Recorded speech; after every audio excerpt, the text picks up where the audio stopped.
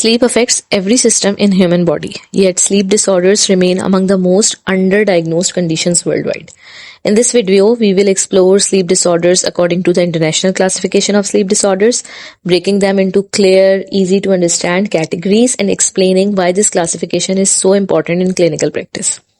Whether you are a medical student, a healthcare professional, or simply curious about sleep, this video will help you understand what sleep disorders are, how they are classified, and how this knowledge is applied clinically. Hi, I'm Madiha, an RPSGT, and let's begin by understanding how sleep disorders are classified according to the International Classification of Sleep Disorders. When we hear the term sleep disorder, most people immediately think of insomnia. But sleep problems are not always that simple.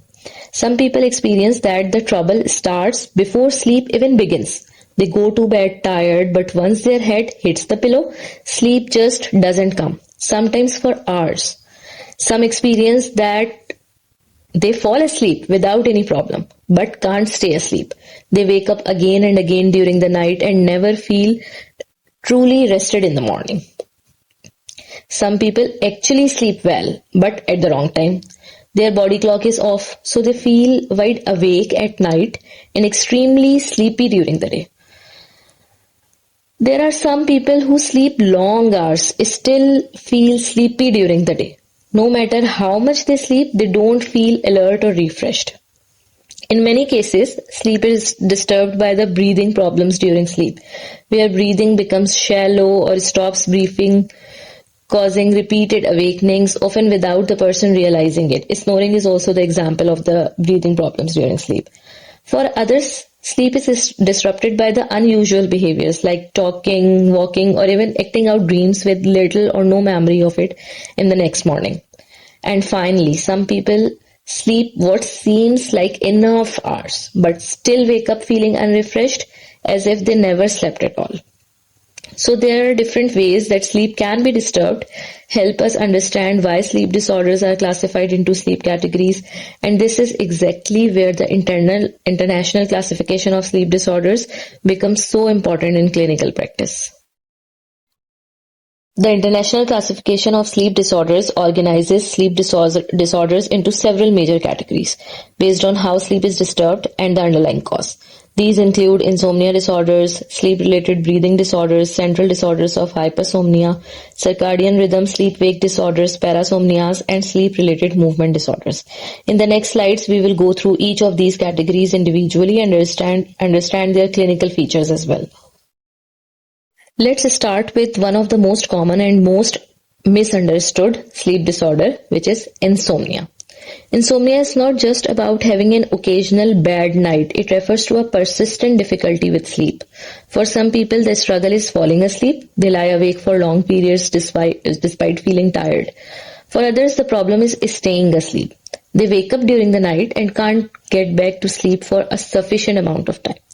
So what's important to understand is that insomnia is defined by persistence and pattern, not just a single restless night.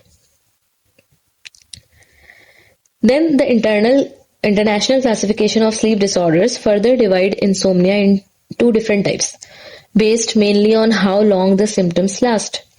First is chronic insomnia. It's diagnosed when sleep difficulties occur at least 3 times per week and continue for 3 months or longer. This is the most clinically significant form and often requires structured treatment. Second is short-term insomnia. It refers to sleep difficulties that last less than 3 months. This type is often linked to stress, illness, or major life changes. And finally, the other is other insomnia disorders, which include insomnia symptoms that are present but do not fully meet the criteria for chronic or short-term insomnia. This classification helps clinicians not only diagnose the insomnia accurately, but also decide when and how aggressively to treat it. And next, let's talk about sleep-related breathing disorders. These occur when your breathing is abnormal during sleep, daytime symptoms, or even long-term health complications as well. The causes usually involve upper airway obstruction, snoring, or pauses in breathing that reduce oxygen levels in the blood. Some of the most common disorders in this category include obstructive sleep apnea, where the airway collapses during sleep, causes repeated pauses in breathing. Second is central sleep apnea, where the brain temporarily stops sending signal to breathe. Third is obesity hypoventilation syndrome. It's linked with the overweight patients who retain carbon dioxide during the sleep. And the last is other sleep-related hypoxemic disorders, where the oxygen level drops for reasons unrelated to airway obstruction. So these are the conditions which are very important to recognize because they do not only disturb the sleep but can also increase risk for heart diseases, stroke, or daytime fatigue. Now, the next is central disorders of hypersomnolence. These are conditions where excessive sleepiness dominates your day, no matter how much you sleep at night. Some people experience sleep attacks where they suddenly fall asleep at inappropriate times, like during work, meals, or even while talking. And the others sleep for long hours but still wake up unrefreshed, feeling as their sleep did nothing at all. So the most well-known disorders in this group include, first is narcolepsy, which can cause sudden sleep attacks, sometimes accompanied by muscle weakness or vivid dreams while awake. Other is idiopathic hypersomnia, where people feel overwhelming sleepy throughout the day without any clear cause. And the third one is very rare, which is Kleene-Levin syndrome, sometimes called sleeping beauty syndrome as well, where patients sleep for days at a time and may experience behavioral changes when awake. So these all disorders highlight that sleep quantity alone is not enough. Quality, timing, and brain regulation all matters. Now let's talk about circadian rhythm sleep-wake disorders. The key here is that it's not about being unable to sleep. It's about when you sleep. Sometimes your internal clock is just out of synchronization with your daily schedule. For example, the most common disorder is delayed sleep-wake phase disorder, in which people go to bed very late and wake up late in the morning. And this is most common in teenagers. Second is advanced sleep-wake phase disorder. People fall asleep early and wake up very early. This is more common in older people. Third is shift work disorder. Sleep is disrupted because of unusual work hours, like the people who are doing the night shifts. Fourth one is jet lag disorder. Sleep is off after traveling across time zones. Like the people who are traveling across the time zones, the shifting hours or sleeping hours have been disturbed. So in many cases, these are not really disorders in the usual sense. They are just timing issues that can make sleep feel difficult. Okay. Next are parasomnias, which are basically unusual physical events or experiences that happen during sleep. So imagine that the person is asleep, but their body acts like they are awake. In other words, the body wakes up before the brain does. So parasomnias can happen at different times of the night. Like NREM parasomnias, as we discussed in the previous video, that NREM is most common in first half of the night. So any abnormal events which usually occur in first half of the night, they are NREM parasomnias. Any events which appear in the later part of the night, like they are the RAM parasomnias. And then there are other parasomnias as well, which don't fit neatly into NREM or RAM categories, but they are still unusual sleep-related behaviors. So let's break each of these down so it's easy to understand. Now, start with the NREM parasomnias, which happens in the first part of the night. First is confusional arousals or sleep drunkenness. The patient waking up at groggy and confused, like your brain has not fully switched on.